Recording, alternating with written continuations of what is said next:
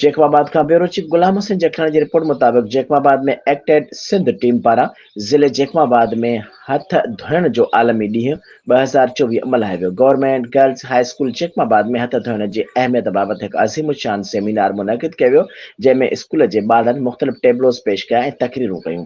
ॿारनि टेबलोस पेश करे हथ धोइण जो मुज़ाहिरो पिणु कयो, हथ धोइण जी अहमियत जे बारे में आगाह कयो। प्रोग्राम में असिस्टेंट कमिश्नर अहमद आफ्ताब, ज़िले education officer area coordinator Asim Raza, DEO primary Mushtaq Aman Sadayo, DEO secondary Mohammad Ismail Burdo, project manager Pakistan Raja Zaheer Khan, deputy director of social welfare ऐं मुख़्तलिफ़ एनजीओस जे नुमाइंदनि वॾे अंग में शिरकत कई।